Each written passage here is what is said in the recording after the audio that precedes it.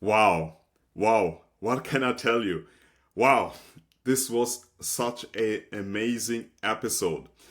I had my first guest, Amir, who is the founder of Virtuleap, the company I already showed you in one of our previous episodes. But this interview was just epic. We touched on so many topics. We touched about the mental health crisis and also the cognitive crisis and how it reduced attention span as a consequence of TikTok as an algorithm. And basically, we talked about AI and the potential to be the Antichrist.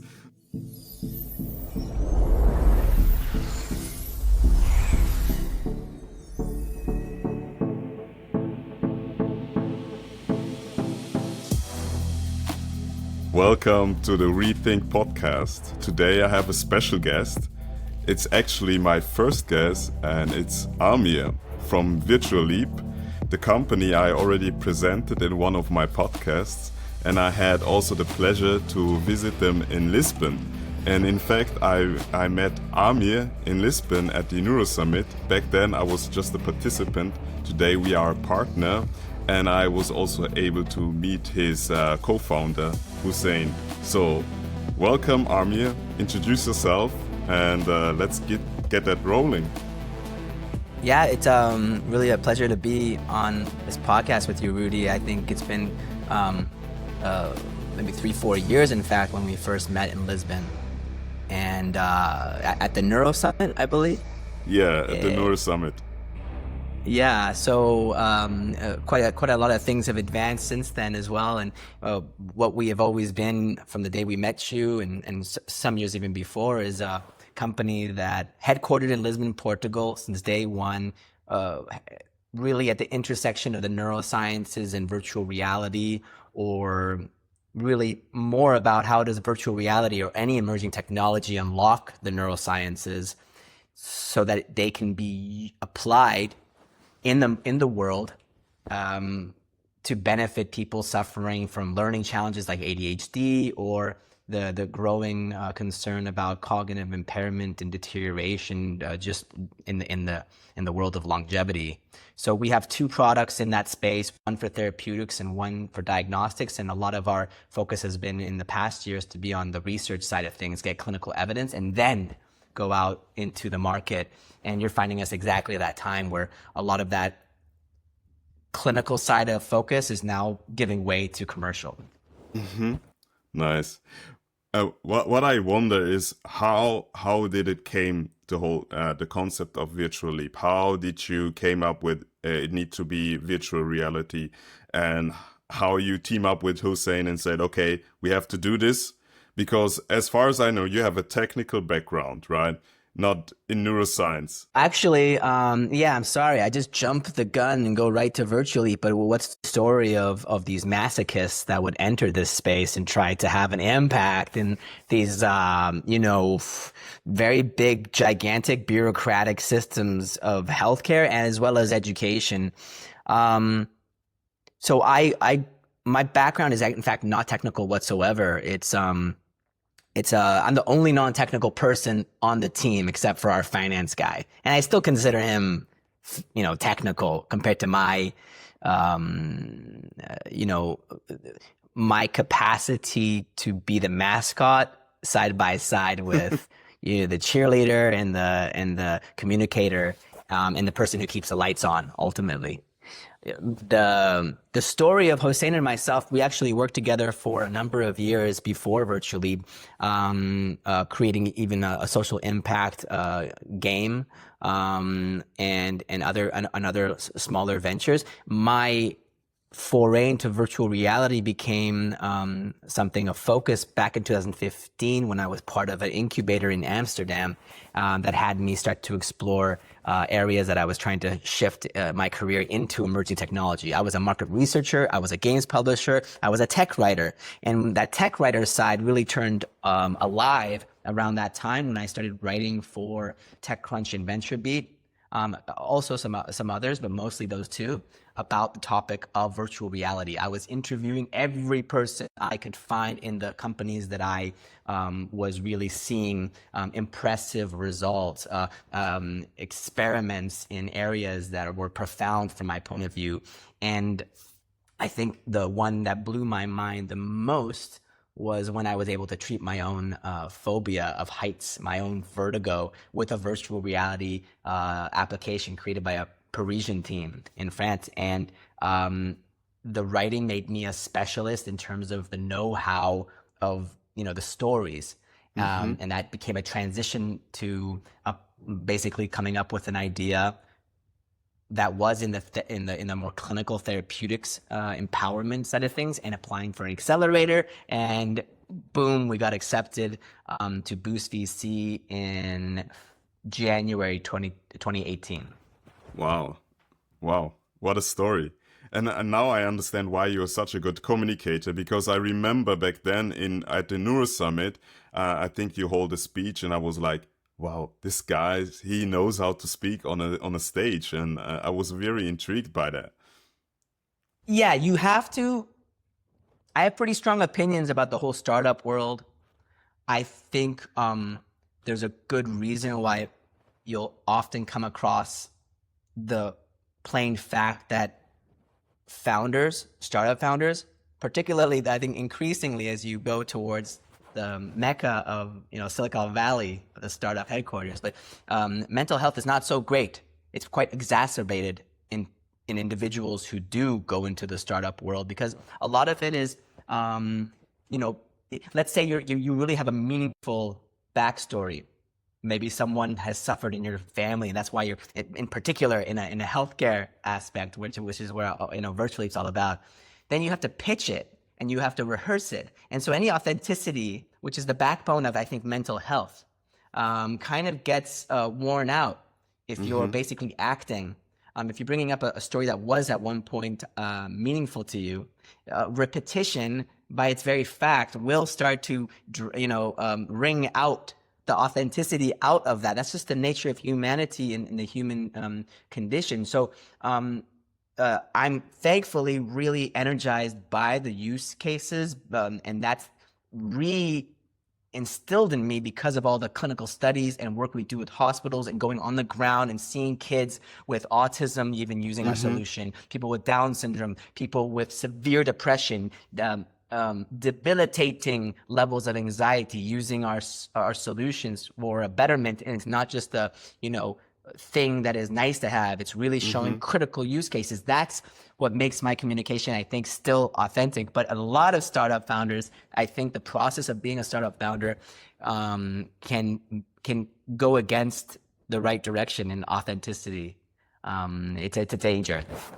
Yeah, I can see that. But I feel like most of the time when I'm speaking to other investors, and also for instance, other founders that got like huge investments, they always talk about that you have to have this certain energy to you, that they are looking for it, that is something like out of this world in a sense. And everybody talks about the spark, but maybe that's that. And it's against what you said, like against all this repetition, all this like being perfect to the spot. But there's something, and I believe, and this is just my personal belief, I think you have it, and I saw it right directly when I saw you at stage, that there's something about you. It's your energy, it's the way you speak, it's the way you are passionate about what you're achieving, because I feel it's coming from like a pure place in a sense. Yeah, I thank you for that. I am also 41 years old. Versus maybe my 25-year-old version would still have that X factor or spark, just because of the sort of personality that's in it, that I manifest. However, I think that the experience of a lot of that is thankful to the fact that I get to be in that one role as well. And then my co-founder, which is so critical for the other aspect of the company, right? So I do think, because I'm non-technical as well, that frees me up to some of this pageantry. But you're right, it does come from a real place, but it comes even more real place when you're in your 40s or late 30s when I started it, and you've already done so many disastrous events in your life. You've learned from them, because that's, I think, 20s, you need to screw up as much as possible in the silliest things possible. And of course, my wife will tell anyone that I still am, make all the silliest mistakes still, but it comes from a different place, and I think that's the benefit of also being a mid-30s upwards in age founder, specifically in these areas of education and healthcare. Interesting. You touched about it already in the beginning, that you have like two different products. You have enhanced VR and Cognitive Clear VR. Can you explain the difference? Because as far as I understand, one is clinical, and one is like a user consumer product. So when we launched our company, initially the first year, we were looking at what the data potential was of collecting so many new levels and dimensions of the human condition in its experience in a virtual reality environment, which by definition is an embodied digital format, right? Like, here's the real life we're in. When we go into 2D digital things in our apps on our phones and our tablets on our computers, they're not native to the human interface, right? Like when you go into VR, you're basically imitating the real world, which is why, the appeal of the movie, The Matrix, and the simulation theory and all this stuff. Because, is there a digital environment that includes the body, the physiology, tracking with the special sensors, and of course the physicality of motor controls. And so we were collecting all this data. We were creating a back-end system to collect and capture those insights for a different use case that by the time we were testing our algorithms within a year, we realized that the actual use case was more on the therapeutic side, and specifically for treating conditions like ADHD. And that was the birth of our first product, Enhanced VR. It is a digital medicine, a digital therapeutic that goes above and beyond, I think, wellness applications that are softer in touch, like meditation. We've had clinical studies where it shows that it outperforms meditation for improving depression and anxiety symptoms. Because what does it do? It's designed based on a library of neuroscience games designed by our neuroscientists and then collaboratively developed with game designers and game developers to be kind of a gym for the mind, and to specifically train, just like physical muscles. This shirt's a little too tight, so I think I'm looking bigger than I should be. But imagine having a good physical composition mentally. What does that mean? And so the games are designed. We have 17 kind of these cognitive games, and they're all supposed to strengthen areas like executive function, so that you can be able to preventatively to mitigate kind of a lot of what society right now is forcing us to become weak at. So we're algorithms of TikTok are definitely designed to weaken your sustained attention skills, so you're more distractible. That's literally what it's designed to do. It's against us. It's against all of us. We're being attacked through a fun way, right? But we are losing a capacity that makes that muscle, if you can imagine it like the bicep muscle that is, it's actually making it smaller. So not to insult the companies and creators out there that are all about TikTok, but the algorithms are designed to make that muscle smaller in us. That's literally what it does. And our games certain of the library of games, could they be designed to increase the muscle of that bicep, so that as you're being attacked on one end in terms of your lifestyle, you're going to a gym for the mind that's strengthening in that. And that's the first product, Enhanced VR. The second product, which I'll just briefly say, is it came out in November. It's not a therapeutic. It's actually a screening tool, more of a diagnostic, and much more oriented for screening earliest symptoms of, let's say, mild cognitive impairment or early signs of Alzheimer's. Okay. So there is a lot to unpack. Too much info. Yeah, but we get into that, because the beauty is what I'm doing right now, speaking to a lot of people and preparing for that. I'm now preparing for an interview of a learn researcher. And one thing I remember very clearly, and this is like the holy grail of learning, is transfer. So meaning when you learn something that you are able to transfer it to a different area, right? And the interesting thing, and that's also I know that geniuses are very, very good at that. And the interesting thing, and that leads me to the question is, what is it about VR that allows to create a context where the learning can happen or that is transferable? Because what I was thinking, why you choose VR instead of like having a, let's say, 2D interface or whatever it is. What is about VR that makes it even more special, and in particular, have a impact on your cognition? This is an interesting week to talk about this because there was a published article on the fact that there's just been real clear evidence shown by a 2D version of us. Yeah. Gosh, the name is just, I think it's Brain HQ.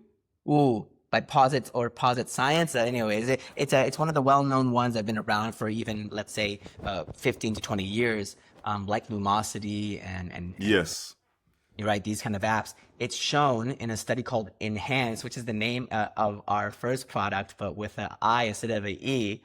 But this Enhanced study showed that, in fact, these games can restore neuroplasticity and neurochemical activity in aging individuals, kind of restore them to youthful levels by training these things. So this is the first kind of study that I've seen in this light, which is huge. But the fact of what you just said, what you just pointed to of transfer, or let's say far transfer, because there's different types that are more important and critical in what you're pointing to, which is, can playing chess actually make me actually be, I don't know, better remembering names of an event? That's a exactly. Wrong association. But daily life activities, how I am in life, will doing this one skill actually make me better in multiple things that have that cognitive trait or feature as what it's targeting, right? Mm-hmm. That's far transfer. And will it last as well? Maybe it has like a period of a shell life of a week,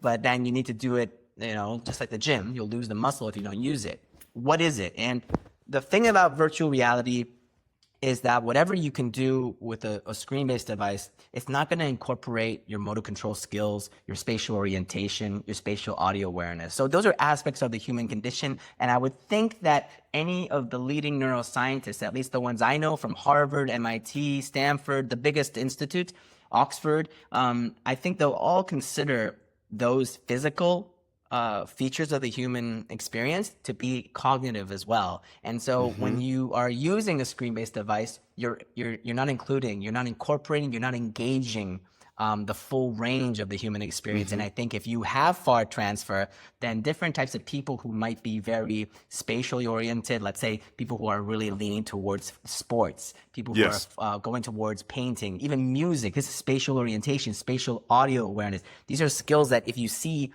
people who are artists, who are athletes, they're probably going to be very higher in our scoring system, which we can include motor control and spatial orientation as one of the key cognitive domains. You'll see that you wouldn't have known that person in their entirety. You wouldn't be able to assess them in their entirety. Their cognitive fingerprint was missing, has a blind spot of critical aspects of that individual. So VR incorporates much more of what it is to be us and to understand the peculiarities, the idiosyncrasies of an individual.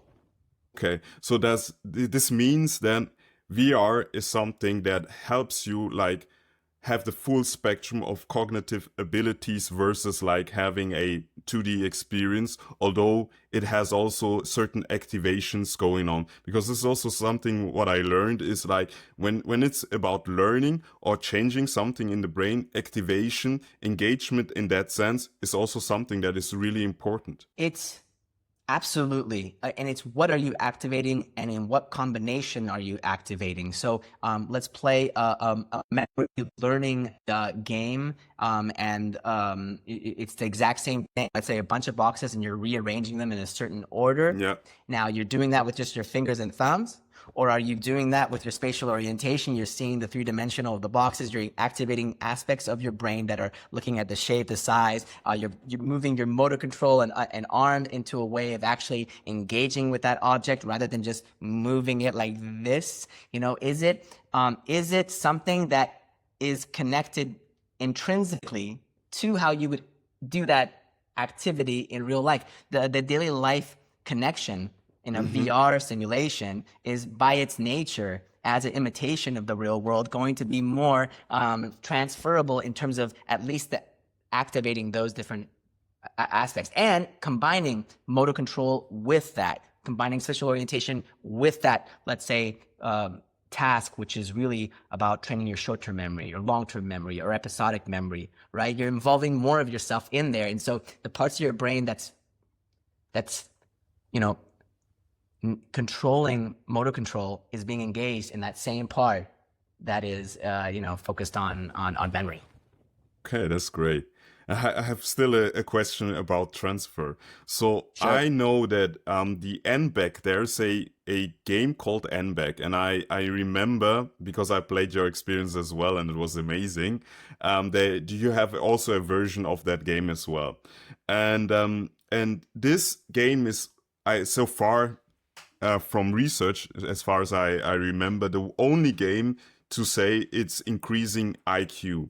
And my question here is, once again, and you mentioned like there is the research that when you play in chess, this is not very transferable in a sense.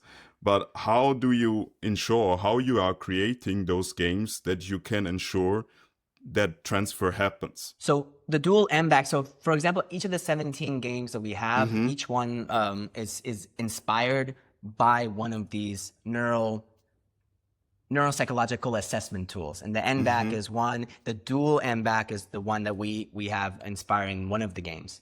And so each one, none of them are based on mechanisms that were designed in-house. They were all based on which ones have been used for decades or as well, one that, let's say, one of our games is based on a mechanism developed by I forget Dr. Barbara's last name, so kill me, but University of Cambridge. They had a particular game mechanism designed for treating schizophrenia and basically the parts of the brain that is associated with that condition, and by training it, they could mitigate the symptoms of schizophrenia.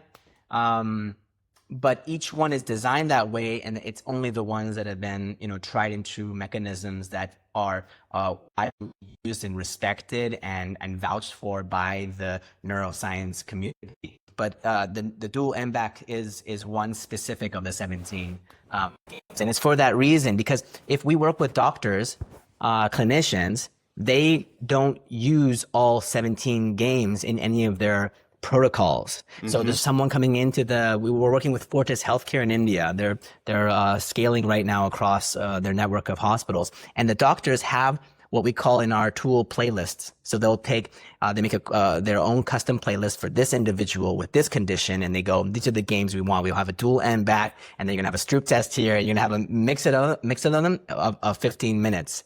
But they won't include some of the other ones that, let's say, someone who is dealing with emotional dysregulation, depression, they'll probably select other ones. Okay. That's that's something to unpack as well. I remember when I was in Lisbon talking to Hussein, that he told me something about his son, that he seemed to be having autism, slightly on the spectrum.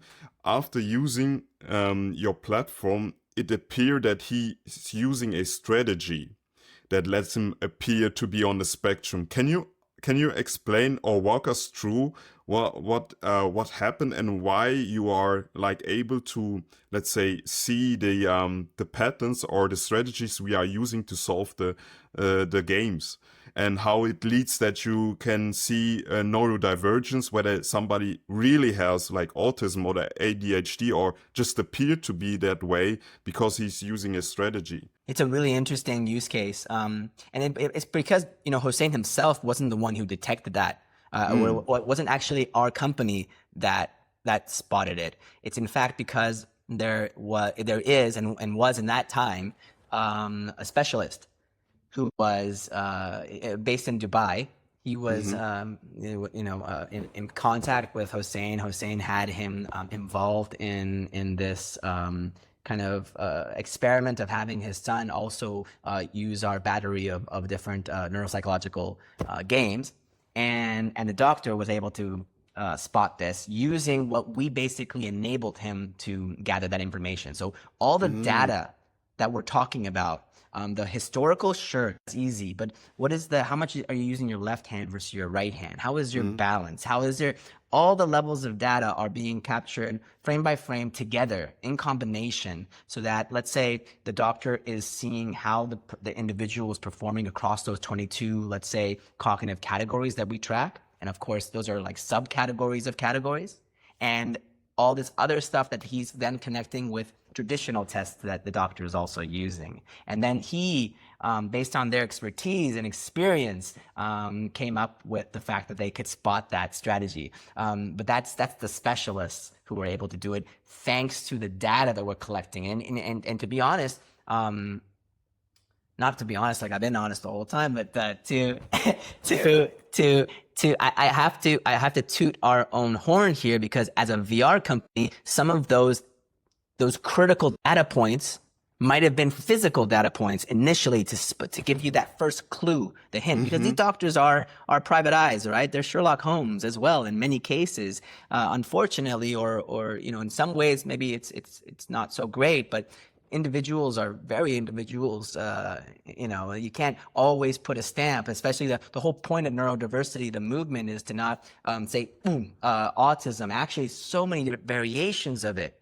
And what is the particular caricature of this condition in this individual? And that doctor needs as much evidence as possible, and he needs the benefit of emerging technologies, bleeding edge technologies, to augment what they already have from the traditional pen and paper or in-person tools and methods that they have at their disposal. Is how do we add the X factors to what they have so they can spot it? Okay, well, wow. Talking about data, you already touched that. Do you, with the enormous data you have, can you see the early signs of a trend in cognitive decline? You mentioned you mentioned TikTok, for example, and also in the other episodes are already talked about that as well, that social media in combination with the smartphone is basically hijacking our brain, and it's molding and rewiring in a sense that it works less fast, and it leads to emotional unregulation and all this kind of stuff. And I wonder whether the amount of data you have, can you see a certain trend? And is there a difference between the age groups, for instance? So yes, and because, enhanced VR is being applied by research groups where their particular focus is really niche. So we have a published study showing, for example, not in a therapeutic way, but in terms of demographics, we have about 75,000 registered users, fully demographically profiled, education, sex, profession, obviously geography, and it's a population sample that we can then get a lot of normative insights based on an individual, because it really does. When you look at a 75,000 population, this universe, you'll see them basically across all of our cognitive scoring domains kind of hovering around the 70th percentile. And so we know it's working and it's objective. And when we look at that database, we know there's a published study on the clear evidence, of course, and this is very intuitive to anyone that as you age, certain cognitive functions start to decline, and you see that exact pattern in our database. When you also, more interestingly, look at the sleep data, which we collect as well every session, how many has a person slept 6 hours, 8 hours, more? Our database actually shows the same inverted U shape phenomena that you would see in a lot of sleep research data from studies for the last 4 decades. So basically, if you sleep less than 6 hours, you'll see specific cognitive domains are impaired at that time. Exactly analogous and following the pattern in the traditional literature of research. So we see that in the database just as like default insights that come out of what we're tracking. But what you're pointing at is, can we see, like, let's say someone starts to drink alcohol too much, there will be certain cognitive consequences because, and primarily, even if nothing else, it will bring your cortisol levels higher, and that will impact your sleep quality, and that sleep quality goes down, cognitive performance. By default, that's gonna be a consequence, and we can certainly track that now because our scoring system is objective with all that normative data. More to that is, can our tools first be tested in comparison with traditional neuropsychological evaluation tools that doctors would apply, and then you show that they correlate. And we had a published study from UCLA just about a couple months ago come out where it showed even enhanced VR can be correlative to tracking that. So you have to do step by step. Can we even say it without first doing the clinical study that one evaluates it against other instruments, then two starts to be used by itself as a standalone tool to give that information to a doctor. They can then say, yes, it shows that, because, a lot of tools are giving the information for the doctor, the specialist, to be the person who is diagnosing. The tool itself often is not the diagnostic. It gives the element of information required, the intel for the doctor to say so. And yes, but it's like, yes to long COVID, yes to traumatic brain injury and rehabilitation track of recovering from, yes to using TikTok every day and, showing a nice steady decline of your attention skills. And of course, more importantly, can a doctor in a study show that because your attention levels are going down, your risk and tendency to anxiety disorders and depression goes high? Because we have a very clear in the literature connection between attention levels going lower, sustained attention levels getting lower, and our propensity, our tendency for having emotional problems and mental health disorders goes up in inverse proportion, which is the keyest point of why we should be protecting and preserving and strengthening our executive function. And that would explain also the rise in mental health and cognitive issues in the last couple of years. In particular, taking, for instance, the data from the Sapiens lab, where you can clearly see that decline coming from since 2011, something around those lines. And also Jonathan Haidt is pointing to the same stuff. And it's clearly how you explain it as well. It's post-COVID, right? COVID was whatever that was. But there's consequences to COVID. I think a lot of us are intentionally forgetting and trying to just put that behind us. But there was consequences there. It had an effect on a whole generation of youth. Can you imagine being 8 years old, 12 years old, 6 years old, 4 years old, 15 years old, and at this point in the normal way of life of a person going into the world. And, that's one thing. But the two is the rise of TikTok algorithms and everyone in every platform deciding they want to add it onto platforms that have no reason for doing it, like LinkedIn. I was shocked when LinkedIn did that.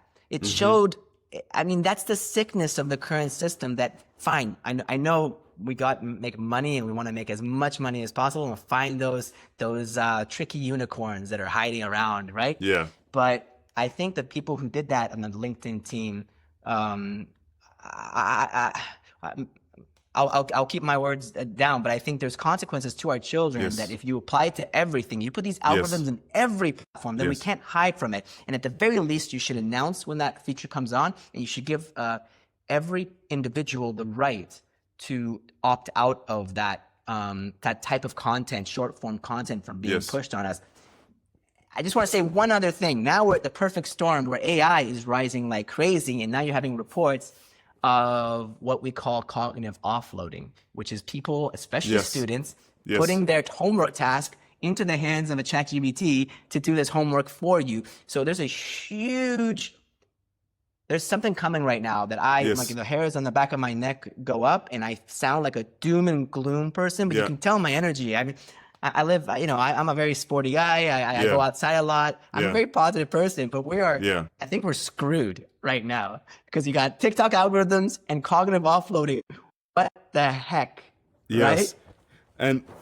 And I agree with you 100% on that. I see it very similar. I'm also a very optimistic person. Nevertheless, I see also these tendencies. And the crazy thing, it's not that you see the consequences in data and research and studies. You see it just when you step up into a tram or a bus, because everybody's on their screen, and scrolling like crazy. And what strikes me the most is nobody is really consuming anything. It's like 10 seconds, and then they're up to the next.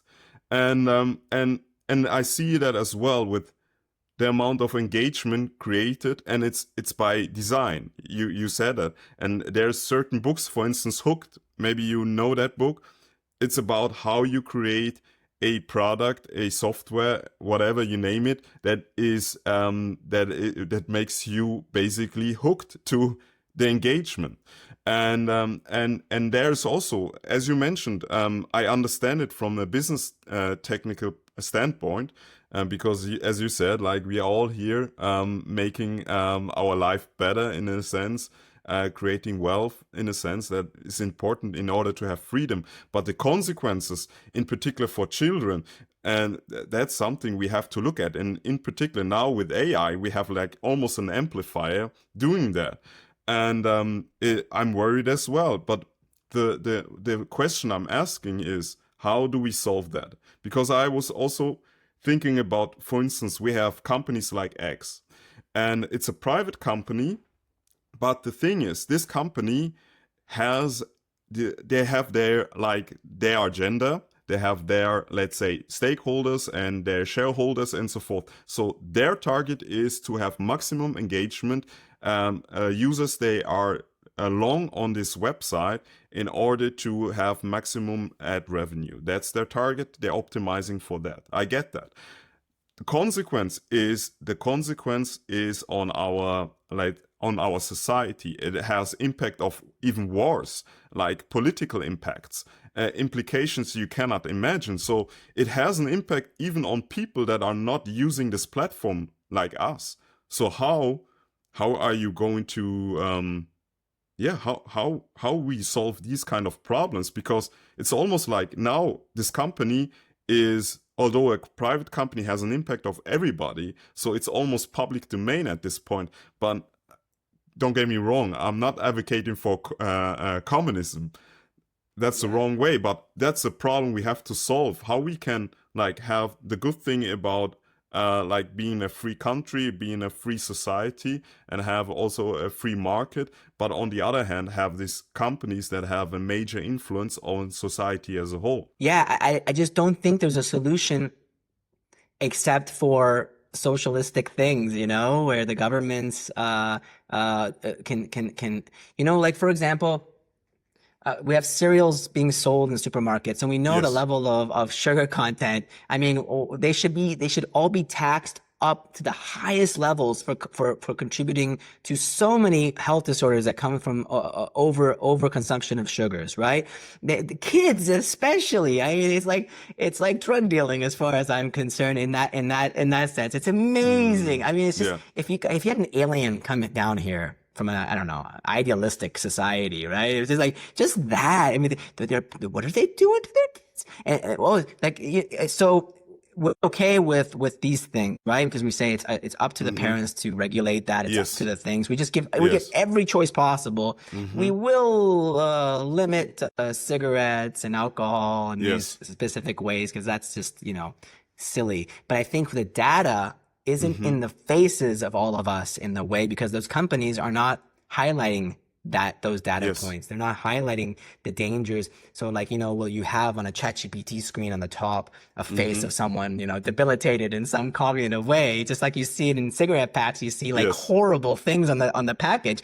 But that's what it's doing. It's hurting you, but in the most subtle, gradual, I'm using big words that I don't know why it's coming out of my mouth, but surreptitious. It's like, it's sinister in its final outcomes, because it's learning how to distract you in all your weakest buttons, and it strengthens them and strengthens it. It's molding us. So, solving it, like if Sam Altman was, I hope, knock on wood, he's one of the listeners of your podcast.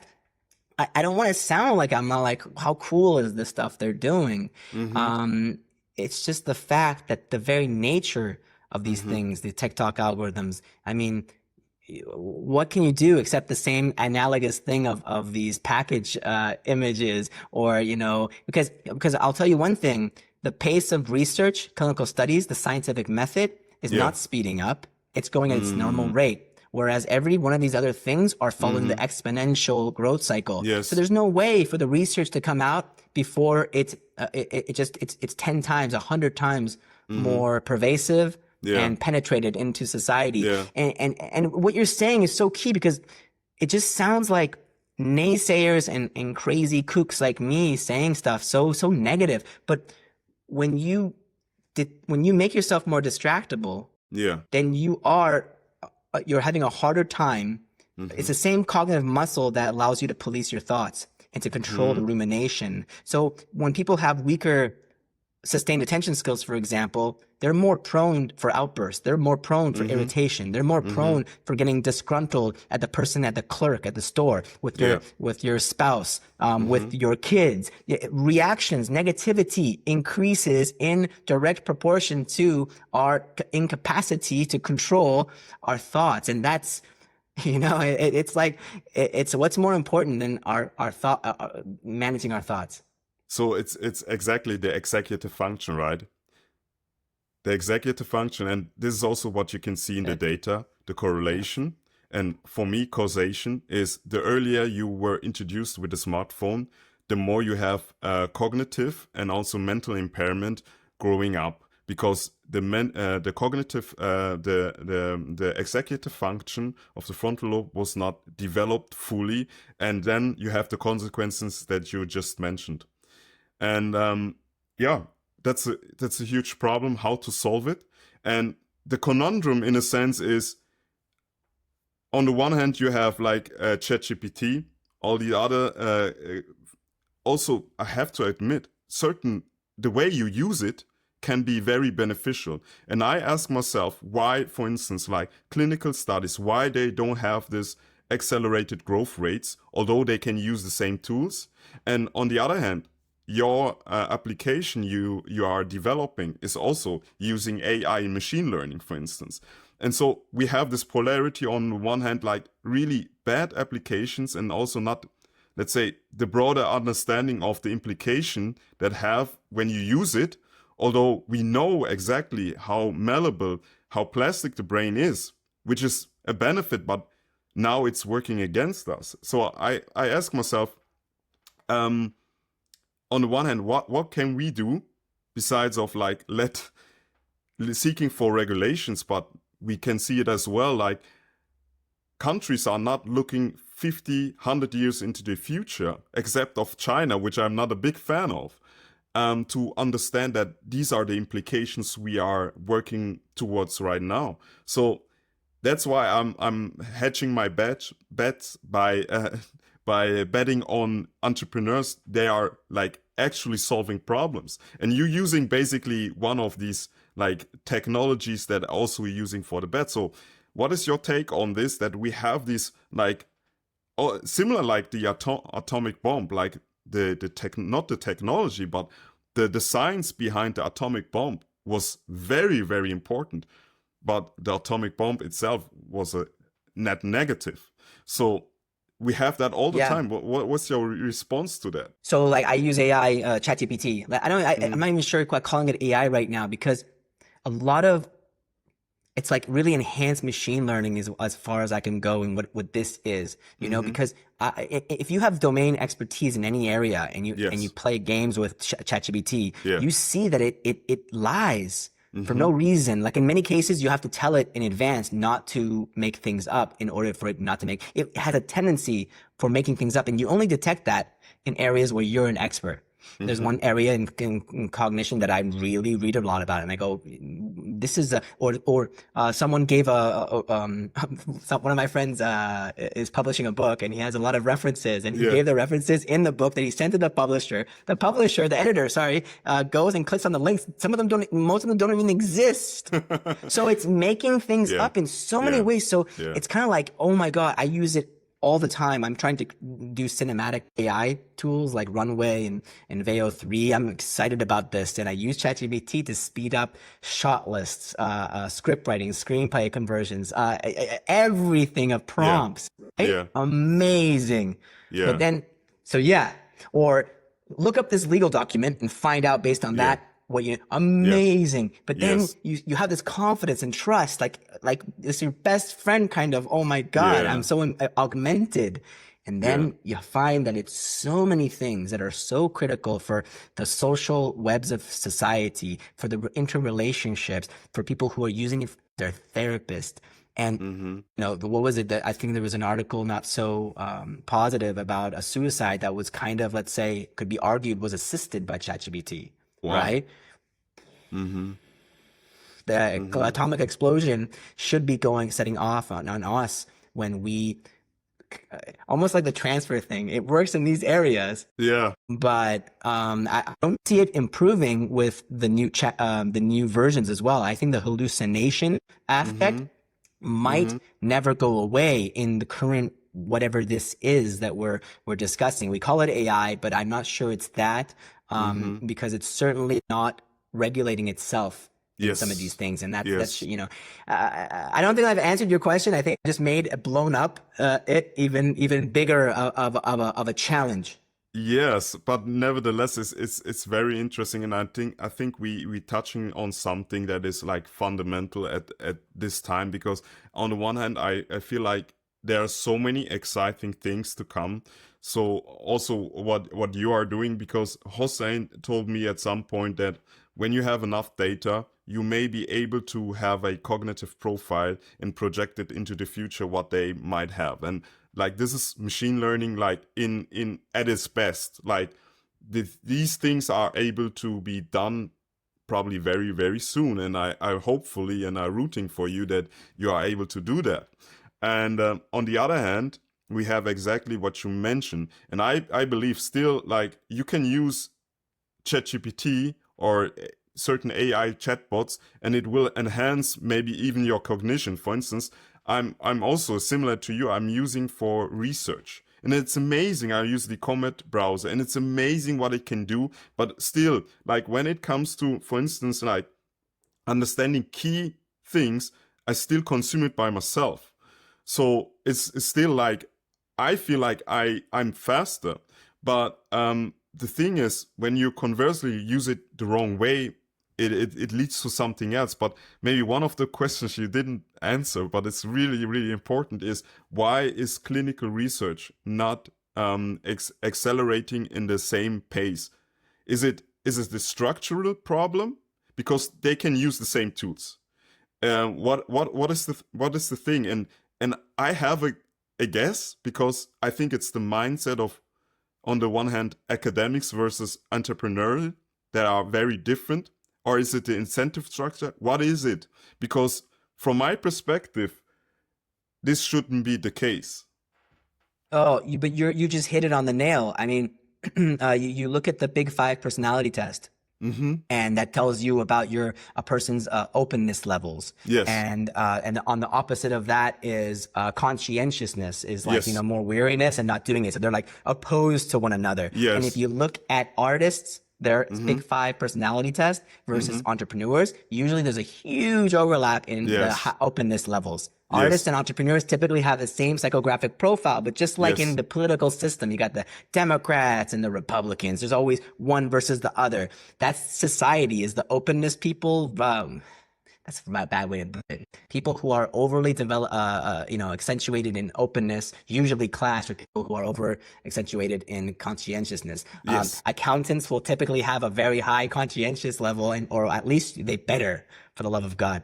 But in this area of academia, I'm pretty sure people who can do this kind of task and who were gravitating towards the scientific method and the rigor and the patience and the focus on the details and a religious adherence to the scientific method. Please, for the love of God, again, I hope so, because those clinical studies are so incredibly important for society.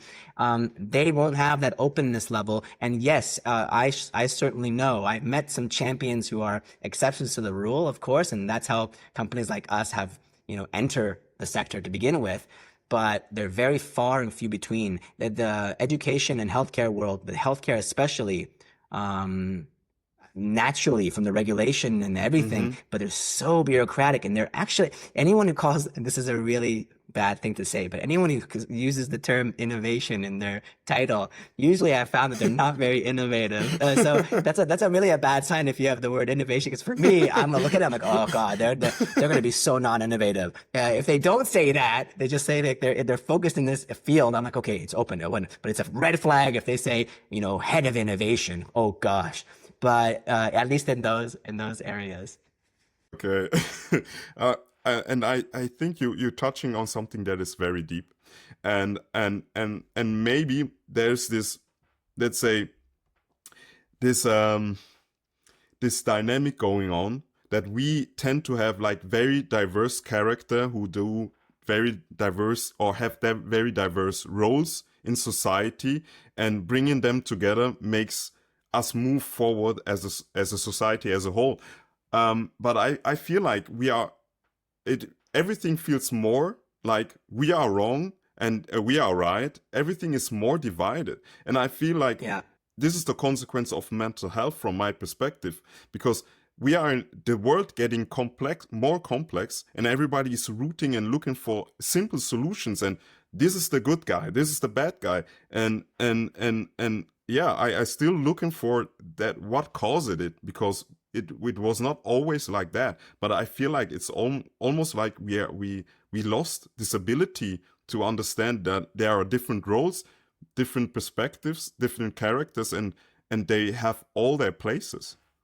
I think it's full circle to the same thing we're talking about. Society, basically, these TikTok algorithms didn't come out of nowhere. Yeah. We've been doing the same thing in terms of content creation and Hollywood, and focusing on certain genres because they're doing focus groups, and the whole marketing empire. These algorithms are like they're the Antichrist born from them, It's like, it's the final outcome of what they've been brewing. Like, how do we hijack the attention of this person so they can buy our Ford truck rather than the Dodge one? The algorithm is like some horrific seed that has been born from that wish of that industry. So I think we've been seeing it in a non-AI intentional human way, and now it's being like that distilled and concentrated in the most I think we're going back to the splitting of the atomic bomb sort of thing, but really it's like this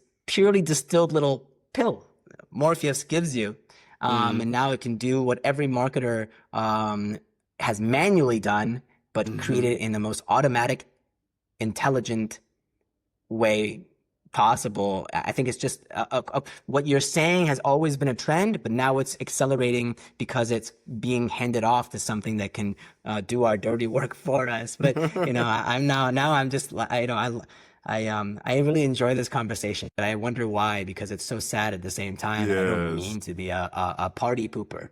Yeah, yeah, I agree with you. And part of what I started with this business and also with the podcast is because I wanted to change that. Because we can discuss it all the time and say, okay, the world is going to shit and everything is bad. Yeah. But I rather do something and have an influence and then just like being negative about it. I think you can use this, harness this energy and direct it towards something. And I think that's the right way to do from my perspective. And at least I had also the benefits of like I have a like a mechanism of how to increase my cognitive performance. I have a mechanism that keeps me healthy because I have something to do to direct my attention to. I agree, but the society has to do what you're doing. They have to go, this is the factors, they have consciousness, awareness. They have to have conversations like this on a daily way. Besides product releases, Yeah. they should be side by side in parallel, because what we said about society, there's people with openness and there's people with conscientiousness. Yes. Society would not function without both of them working collaboratively. 100%. But right now, we're just all like forgetting that, and that the symmetry needs to be there. And I think right now it's asymmetrical right now. It's just product launches and acceleration, but not in proportion awareness. And what should you do in your daily life to maintain your appreciation for beauty, of the outdoors, of the arts, things that are inherently human. I think maybe we need that symmetrical balance right now, and this is what you're doing, and that's what your mission is with these podcasts as well. Yeah, 100%. I want to touch about the collaborations you have with major institutions like Roche and UCLA. So maybe you can elaborate what you are doing here, because as far as I know, it's also a clinical study done by you, so it's probably faster. Yeah, well, Roche was, we collaborated with Roche during a program specifically focused on dementia and tools and technologies to be created in that space. And that's actually what the second product that we launched in November was the product of that collaboration. So they have, these companies out there have these types of platforms sometimes available, and we were lucky to have that relationship so we can co-design and co-test and co-create something that has the highest likeliness of being market accepted, which is the best thing when startups work with these types of larger scale institutions. The relationships to groups like the UCLA, UCSF, all across Europe, US, as well as Asia, is really more of the best scenario for my day, is when I can work with like clinicians, not the academics, but people who are putting the academic, theories into practice in these clinical trials. So that's mostly those relationships. We typically don't work with institutes in, like, let's say, co-IP developed solutions and so on, because I think, again, from what we just discussed, the level of my ethos of being a startup founder, making decisions fast, critical ones fast, not waiting, not having processes hamper the creative process and the action and the feedback process, the speed of it. I think academic institutes working with startups is a very dangerous endeavor, a good recipe for killing that startup. Okay. But that's a good take. I have two more questions for you. You still have enough time for that? Yes, of course. Okay, perfect. So, what is your vision with Virtuleap for the next 5 years? When you can wish something, where do you see your company and what they will do? I think we're inching towards a time where it's not just you and me who are aware of the context of things. ADHD is exploding at record pace, especially in the US. And I think the biggest problem for companies like ours have been historically, less so after COVID, because it really was an eye-opener, a wake-up call for a lot of the more stagnant healthcare systems. Like telehealth really exploded during there because obviously everyone was stuck in a telehealth scenario. However, the The real problem has been for solutions that are innovative like this, again, academics or clinicians, doctors that just aren't incentivized to, they're more incentivized to prescribe a drug to a kid who's experiencing ADHD symptoms in the US. In a lot of cases, it's true. Than a non-pharmacological initially, or pair it with a something non-invasive, pharmacological, not affecting the human biochemistry as the first action. They're going to do what they're used to doing, what they've been trained to doing. So if you create a novel therapeutic product and you want to even have it FDA certified, will doctors prescribe it? Will they be interested in it? Do they have to learn a new skill? So that's a real big challenge. And I think the biggest solution that I'm starting to see happening, I can't mention some of the stuff I'm aware of, but there's movements amongst those healthcare groups, the big ones, to mandate it across all the hospitals, so that at the top level, the hospital group says you must use these kinds of solutions because we have done studies internally, and they have, and they found the impact on cost, on ROI, on cost savings, everything. So I know that that's the solution. You cannot go ground up in applying innovations that the society desperately needs right now. And I think Virtuleap is going towards that period where, as we commercialize, fingers crossed, we're commercializing the right time where those top-down mandates are being executed. And so doctors kind of need to be prodded. It can't be carrot anymore. It has to be stick as well. This is crazy to think about it. And it comes always down to show me the incentive, I show you an outcome. And for me, this is like the best method of understanding things very, very fast. And unfortunately, we have a lot of like structures that have like misaligned or really bad incentives. And now we have all the bad outcomes. Nevertheless, we are optimistic and hopeful.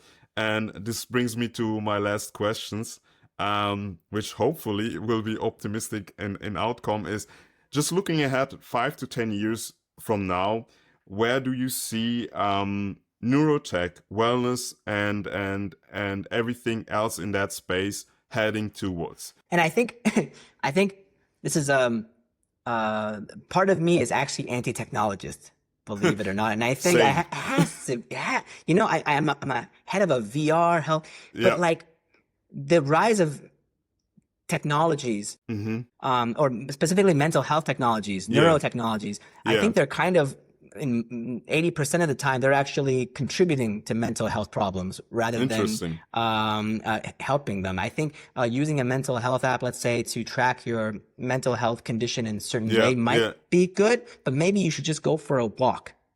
Yeah, I get it. Like I think a lot of our mental health is based on the natural environments, and we're kind of, the more we go at solutions that are technology oriented, whereas technology is in part of a dynamic that is the problem. I think we have to be very careful in what these tools do. With ours, the AI side of it, the customization is more on the data understanding side, the data collection, but the actual mode of going to the gym, there better not be in 5 years' time, go to a gym and there's an AI robot helping you doing your, maybe spotting the lifts. Okay, fine, spotting, that's cool. But like, it's all like, I can do 10 pounds. Now I gotta change it, I'm gonna do 20 pounds. And it has to be manual. And I think we need to go down that path. So whatever these technologies are, they have to not be a swarm of them. They have to be really the right essential ones, and the ones that kind of fit into our lifestyle in a way that doesn't stop us from being humans in a human ecosystem. You touched on something great, because it's also like, I'm very similar to you. I really love technology on the one hand, but on the other hand, I'm like anti, when it's harmful in a sense. And I'm like, my take on it is like, it needs to, we should change the place. It's not our master, it should serve us. And one example that you mentioned, like, it should extend our lifestyle. So for instance, where I can see like a really good application for technology to enhance my lifestyle is, for instance, in the gym. I'm still looking for an application that helps me manage and push me whether I should lift more, so I can I'm still in progressive overload, or when I have to do less, or they mix up training or the data. So they give me like great insights on how I can improve my in real life, but it's an extension of the real life rather like replacing the real life. And I think and this is my hope, and I'm actively working towards that we have technology, we have the tools that extend or enhance our real life experience than rather than replacing it. I think that's probably the best way to you just close it on a positive note. It's like I think what we're being is flooded, and there's a crowd and a storm. It's like a swarm of locusts, like from the Bible, coming in of just AI and this and tools and like, oh my God, you're mentally distraught. Here, use this, use that. No, use 20 things at once. I'm like, just get some fresh air. Go look at a water drop onto an ocean, just to chill out, chill out. But augmentation, extension, these kinds of things. And I think the issue is, right now it's just so much noise, and I think what we're hoping for and looking for, maybe this is just the time of noise, and I think we want just those things, because what you just described, I'll sign up to be a first early user of that.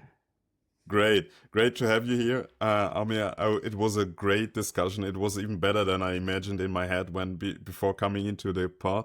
So hopefully we can do this again, and let's touch base at some point. Have a good time. Thank you so much. Likewise, Rudy. Thank you so much for having me. It's been a blast. I think I don't even need another coffee now. I'm actually charged up. So thank you for this. This is a great way to start my day, middle of my day. You're welcome. So, bye. Bye, Rudy.